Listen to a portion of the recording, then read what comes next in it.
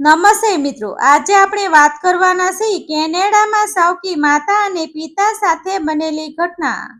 કેનેડાના એક શાંત, સ્વસ્થ અને હરિયાળા શહેરમાં બરફથી ઢંકાયેલા રસ્તાઓ, ઊંચા વૃક્ષો અને શિસ્તબદ્ધ જીવન વચ્ચે એક ભારતીય પરિવાર રહેતો હતો. બહારથી જોનારાને લાગતું કે આ પરિવાર દુનિયાનો સૌથી સુખી પરિવાર હશે. સુંદર ઘર, સારી નોકરી, કોઈ વસ્તુની કમી નહીં અને જીવનમાં દરેક સુવિધા. પરંતુ ઘણી વખત મોટા ઘરની દિવાલો પાછળ એવા દુઃખ છુપાયેલા હોય છે જેની કલ્પના પણ કોઈ કરી શકતું નથી. આ ઘટના પણ એવા જ એક પરિવારની છે જે દેખાવમાં ખુશ હતો પરંતુ અંદરથી ધીમે ધીમે તૂટી રહ્યો હતો.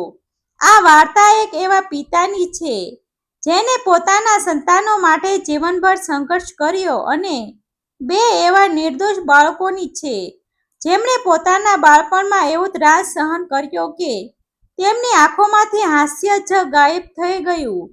વર્ષો પહેલા ગુજરાતના એક નાનકડા ગામમાંથી મહેનતના બળ પર કેનેડા પહોંચેલા મનોહરભાઈ પોતાના સ્વભાવથી ખૂબ જ સરળ, મહેનતુ અને પરિવાર પ્રેમી માણસ હતા. શરૂઆતમાં તેમણે અનેક મુશ્કેલીઓનો સામનો કર્યો, દિવસ રાત મહેનત કરીને પોતાનું સ્થાન બનાવ્યું અને પછી પોતાના પરિવારને પણ ત્યાં બોલાવી લીધો. તેમની પત્ની આશાબેન ખૂબ જ સંસ્કારી અને પ્રેમાળ હતી. બંનેએ મળીને પોતાના બે સંતાનોનું ખૂબ જ પ્રેમથી લાલન પાલન કર્યું હતું. મોટો દીકરો આરવ 10 વર્ષનો હતો અને નાની દીકરી આરોહી 7 વર્ષની હતી. બંને બાળકો પોતાના માતા પિતાની આંખોનો તારો હતા. સમય સુખીથી પસાર થઈ રહ્યો હતો, પરંતુ એક દિવસ અચાનક એટલી ગંભીર બીમારીએ આખા પરિવારનું સુખ છીનવી લીધું. લાંબી સારવાર છતાં આશાબેનને બચાવી શકાયા નહીં. તેમના અવસાન પછી ઘરમાં જાણે શાંતિ જ નહીં પરંતુ સન્નાટો છવાઈ ગયો.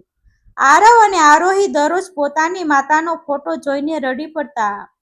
મનોહરભાઈ બહારથી મજબૂત દેખાતા હતા, પરંતુ અંદરથી તેઓ સંપૂર્ણપણે તૂટી ગયા હતા. તેમ છતાં તેમણે પોતાના સંતાનો સામે ક્યારેય નબળાઈ દેખાડવાનો પ્રયત્ન કર્યો નહીં. ઘરની જવાબદારી અને બે નાના બાળકોની સંભાળ એકલા હાથે કરવી ખૂબ મુશ્કેલ બનતી ગઈ. સવારે વહેલા કામ માટે જવું, સાંજે મોડા ઘરે આવવું અને વચ્ચે બાળકોની દરેક જરૂરિયાતો પૂરી કરવાનો પ્રયત્ન કરવો. મનોહરભાઈ માટે આ બધું દિવસે દિવસે ભારે બનતું ગયું. આસપાસના કેટલાક ઓળખીતાઓએ તેમને બીજી વખત લગ્ન કરવાની સલાહ આપી. શરૂઆતમાં તેમણે સ્પષ્ટ ના પાડી, કારણ કે તેમને લાગતું હતું કે કોઈ પણ સ્ત્રી તેમની પત્નીની જગ્યાએ લઈ શકે નહીં. પરંતુ જ્યારે તેમને લાગ્યું કે બાળકોને ઘરમાં માતા જેવો સાથ મળવો જરૂરી છે, ત્યારે ભારે મનથી તેમણે ફરી લગ્ન કરવાનો નિર્ણય લીધો. થોડા સમય પછી તેમના લગ્ન એક સ્ત્રી સાથે થયા. લગ્નના શરૂઆતના દિવસોમાં તે ખૂબ જ શાંત, પ્રેમાળ અને સંસ્કારી દેખાતી હતી. તે બાળકો સાથે હસીને વાત કરતી, તેમને ભેટ આપતી અને મનોહરભાઈ સામે ખૂબ સારો વ્યવહાર કરતી. મનોહરભાઈને લાગ્યું કે હવે તેમના બાળકોનું જીવન ફરી ખુશીઓથી ભરાઈ જશે. તેમણે ભગવાનનો આભાર માન્યો કે કદાચ તેમના સંતાનોને ફરી માતા જેવી પ્રેમ મળશે. પરંતુ થોડા જ અઠવાડિયામાં બધું બદલાવા લાગ્યું. મનોહરભાઈ સવારે કામ પર નીકળી જતા અને આખો દિવસ બાળકો ઘરમાં સાવકી માતા સાથે રહેતા.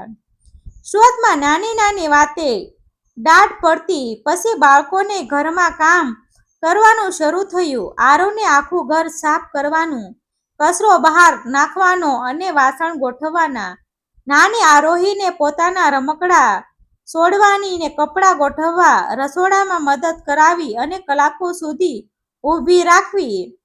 જો કોઈ કામમાં મોડું થાય તો કડવા શબ્દોથી તેમનું અપમાન કરવામાં આવતું. ધીમે ધીમે બાળકોના ચહેરા પર હાસ્ય ગાયબ થવા લાગ્યું.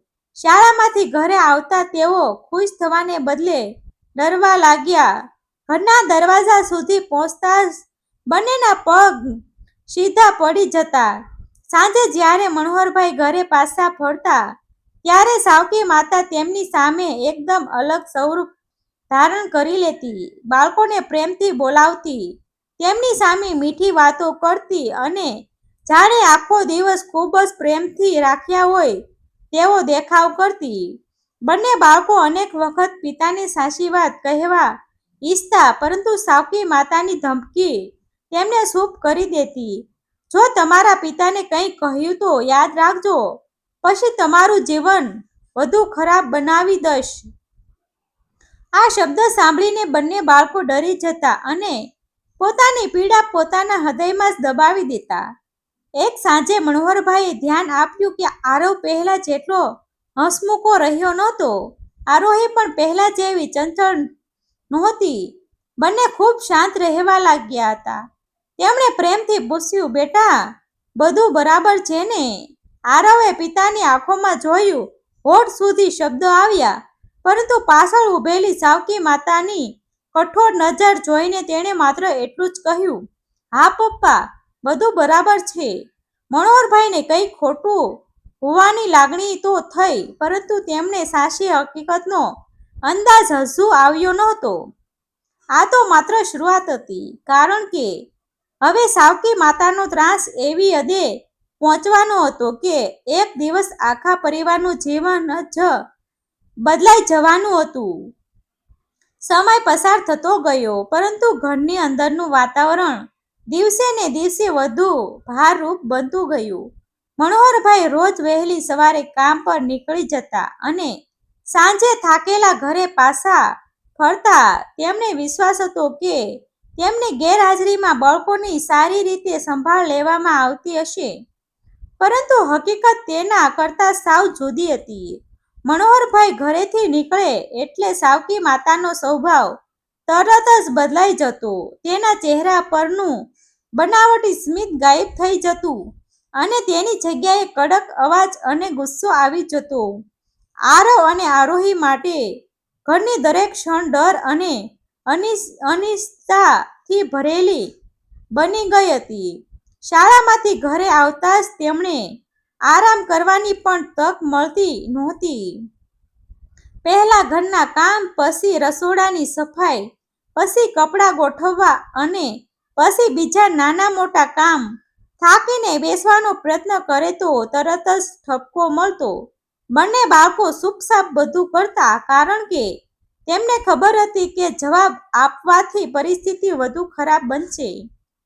ધીમે ધીમે સાવકી માતાનું વર્તન વધુ અપમાનજનક બનવા લાગ્યું. પોતાને માટે અલગથી સારું ભોજન બનાવતી અને બાળકો માટે ઘણીવાર બસેલું અથવા ઠંડુ ભોજન મૂકી દેતી. બાળકો ભૂખ્યા હોવા છતાં ક્યારેય ફરિયાદ કરતા નહોતા. તેઓ એકબીજાને સમજતા, થોડો સમય વધુ સહન કરી લઈએ, કદાચ એક દિવસ બધું સારું થઈ જશે. રાત્રે પોતાના રૂમમાં બંને ભાઈ બહેન માતાના ફોટા હાથમાં લઈને બેઠા રહેતા. આરોહીની આંખોમાંથી આંસુ વહેતા અને તે ધીમા અવાજે પૂછતી, ભાઈ, જો મમ્મી હોત તો આપણે આવું સહન કરવું પડત? આરવ પાસે કોઈ જવાબ નહોતો. તે માત્ર પોતાની બહેનને હિંમત આપતો અને કહેતો, એક દિવસ પપ્પાને બધું ખબર પડશે. બીજી તરફ મનોહરભાઈ પણ બાળકોના બદલાતા સ્વભાવને જોઈને અંદરથી ચિંતિત હતા. પહેલા હસતા રમતા બાળકો હવે શાંત રહેવા લાગ્યા હતા. ભોજન પણ ઓછું લેતા અને ઘણી વખત કોઈ વાત કર્યા વગર પોતાના રૂમમાં ચાલી જતા.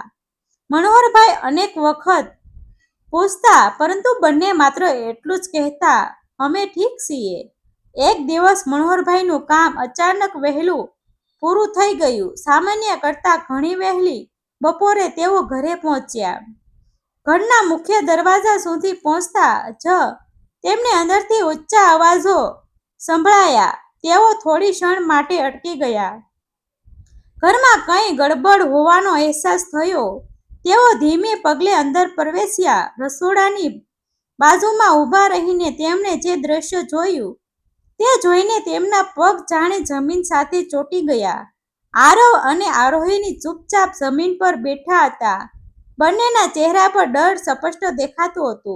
સાવકી માતા તેમની સાથે અત્યંત અપમાનજનક રીતે વળતી રહી હતી અને તેમને માન સન્માન વગર ખાવાનું આપી રહી હતી.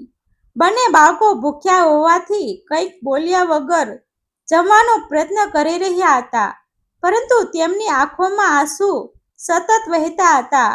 મનોહરભાઈની આંખો સામે અંધારું છવાઈ ગયું. વર્ષોથી જેમના માટે તેમણે મહેનત કરી તે સંતાનો આજે પોતાના ઘરમાં અપમાન સહન કરી રહ્યા હતા. તેઓ તરત જ આગળ વધ્યા અને ડઢ અવાજમાં બોલ્યા, બસ હવે એક શબ્દ પણ નહીં. ઘરમાં અચાનક સન્નાટો છવાઈ ગયો. સાવકી માતાએ પાછળ ફરીને જોયું તો મનોહરભાઈ સામે ઊભા હતા. તેના ચહેરાનો રંગ ઉડી ગયો. મનોહરભાઈએ બાળકોને પોતાની પાસે બોલાવ્યા. બંને દોડી આવ્યા અને પિતાને વળગી પડ્યા. વર્ષોથી દબાયેલા આંસુઓનો બંધ તૂટી ગયો. બંને રડી રહ્યા હતા અને મનોહરભાઈ તેમની છાતી સાથે ચાપી રાખીને શાંત કરવાનો પ્રયત્ન કરી રહ્યા હતા. ત્યારબાદ તેમણે સાવકી માતા તરફ જોઈને કડક અવાજમાં કહ્યું, આ ઘર સૌથી પહેલા મારા બાળકોનું છે. તેમને કોઈ પણ પ્રકારનો ત્રાસ કે અપમાન હું ક્યારેય સહન નહીં કરું. આજે મેં મારી આંખે જે જોયું છે તે પછી હવે કોઈ બહાનું ચાલશે નહીં. જો આજ પછી મારા બાળકો સાથે ફરી આવું વર્તન થશે તો આ ઘરમાં રહેવાનો અધિકાર તારો નહીં રહે. નિર્ણય તારે કરવાનો જ છે. આ પરિવારમાં પ્રેમ અને સન્માનથી રહેવું જ છે, પછી કે આ ઘર છોડવું. આ શબ્દ સાંભળીને સાવકી માતા નિશબ્દ થઈ ગઈ. પ્રથમ વખત તેને સમજાયું કે હવે સત્ય છુપાવી શકાય તેમ નથી. તે રાતે આખા ઘરમાં કોઈને યોગ્ય રીતે ભોજન લીધું નહીં. મનોહરભાઈ પોતાના બાળકો સાથે લાંબા સમય સુધી બેઠા રહ્યા. તેમણે પ્રેમથી બંનેને વિશ્વાસ અપાવ્યો કે હવે પછી તેઓ ક્યારેય એકલા નહીં પડે. બીજી તરફ સાવકી માતા પોતાના રૂમમાં એકલી બેઠી હતી. આખો દિવસ તેના મનમાં મનોહરભાઈના શબ્દ ગુંજી રહ્યા હતા. તેને પહેલીવાર પોતાના વર્તનનો અરીસો દેખાયો. આખી રાત ઘરમાં અજીબ શાંતિ છવાયેલી હતી. બહાર હળવો બરફ વરસી રહ્યો હતો, પરંતુ ઘરનું અંદર દરેક વ્યક્તિ પોતાના વિચારોમાં ડૂબેલી હતી. મનોહરભાઈ પોતાના બંને બાળકોની બાજુમાં બેઠા હતા. વર્ષો પછી તેમણે પહેલીવાર પોતાના સંતાનોની આંખોમાં એટલું બધું દુઃખ જોયું હતું. તેમને પોતાની જાત પર પણ પસ્તાવો થતો હતો કે રોજની દોડધામ તેઓ પોતાના જ બાળકોની પીડા સમજી શક્યા નહોતા. બીજી તરફ સાવકી માતા પોતાના રૂમમાં એકલી બેઠી હતી. મનોહરભાઈના કડક શબ્દો વારવાર તેના કાનમાં ગુંજી રહ્યા હતા. તેણે વિચારવાનું શરૂ કર્યું કે જ્યારે તે આ ઘરમાં આવી હતી ત્યારે તેણે એક સુખી પરિવાર બનાવવાનો સંકલ્પ કર્યો હતો, પરંતુ પોતાના ગુસ્સા અને અહંકારમાં તેણે બે નિર્દોષ બાળકોના ચહેરા પરનું હાસ્ય છીનવી લીધું હતું. પહેલી વખત તેના મનમાં સાચો પસ્તાવો જન્મ્યો. સવારે સૂર્યોદય પહેલા જ તે ઉઠી ગઈ. તેણે રસોડામાં જઈને પોતાના હાથથી નાસ્તો તૈયાર કર્યો. વર્ષો પછી પહેલીવાર તેને બાળકો માટે પ્રેમથી ભોજન બનાવ્યું. આરવ અને આરોહી શાળા માટે તૈયાર થઈ રહ્યા હતા ત્યારે તે તેમની સામે આવી. બંને બાળકો તેને જોઈને સહેજ ગભરાઈ ગયા, પરંતુ આજે તેના ચહેરા પરનો કઠોર ભાવ ગાયબ હતો. તે ધીમા અવાજે બોલી, બેટા, મને તમારી પાસે એક વાત કહેવાની છે. બંને બાળકો ચૂપ રહ્યા. તેની આંખોમાંથી આંસુ વહેવા લાગ્યા. તેણે હાથ જોડીને કહ્યું, મેં તમારી સાથે ખૂબ ખરાબ વર્તન કર્યું. તમે જે દુઃખ સહન કર્યું છે તેના માટે મારી પાસે કોઈ બહાનું નથી. જો શક્ય હોય તો મને માફ કરી દો.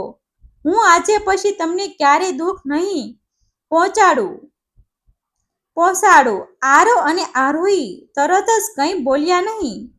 તેમના મનમાં હજુ પણ ડર હતો. મનોહરભાઈ પણ ત્યાં ઊભા હતા. તેમણે બાળકોને કોઈ દબાણ કર્યું નહીં, માત્ર એટલું જ કહ્યું, માફ કરવું કે નહીં એ તમારો નિર્ણય છે, પરંતુ દરેક માણસને પોતાની ભૂલ સુધારવાની એક તક મળવી જોઈએ.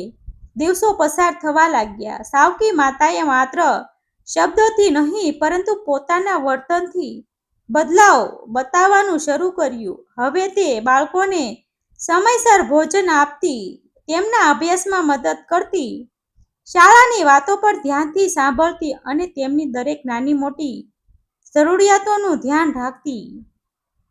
ઘરમાં હવે બૂમો પડવાને બદલે હાસ્ય સંભળાવા લાગ્યું. એક સાંજે ચારે એક સાથે જમવા બેઠા હતા. ઘણા સમય પછી મનોહરભાઈએ પોતાના બાળકોના ચહેરા પર સાસુ સ્મિત જોયું. આરોહીએ હસતા કહ્યું, આજે આપણે બધા સાથે બેઠા છીએ. મને બહુ સારું લાગે છે. એટલું સાંભળીને મનોહરભાઈની આંખો ભીની થઈ ગઈ. તેમણે ભગવાનનો આભાર માન્યો કે તેમનો પરિવાર ફરી એક થઈ રહ્યો હતો. સમય સાથે આરવ અને આરોહીના મનમાંથી ડર દૂર થવા લાગ્યો. તેઓ ફરી મિત્રો સાથે રમવા લાગ્યા, અભ્યાસમાં ધ્યાન આપવા લાગ્યા અને ઘરમાં આનંદનું વાતાવરણ પાછું ફર્યું. સાવકી માતા પણ હવે સાચા અર્થમાં માતાની ફરજ નિભાવવાનો પ્રયત્ન કરતી હતી. તેને સમજાઈ ગયું હતું કે સંબંધ લોહીના નહીં પરંતુ પ્રેમ, વિશ્વાસ અને સન્માનના હોય છે. થોડા મહિના પછી જ્યારે પરિવારના બધા સભ્યો સાથે બહાર ફરવા ગયા ત્યારે પાડોશીઓ પણ કહ્યું, હવે તમારા ઘરમાં પહેલા જેવી ખુશી પાછી આવી ગઈ છે. મનોહરભાઈએ સ્મિત સાથે પોતાના બંને બાળકોના માથા પર હાથ ફેરવ્યો. તેમણે સમજાઈ ગયું કે સંતાનોનું સુખ અને જીવનની સૌથી મોટી સંપત્તિ છે. મિત્રો, આ વાર્તા કાલ્પનિક છે. આપેલા પાત્રોના નામ, દ્રશ્ય, સ્થળ, દરેક વસ્તુ અમે બદલેલા છે. આભાર મિત્રો. ગમે તો શેર કરી દેજો, સબસ્ક્રાઇબ કરી દેજો. આભાર મિત્રો.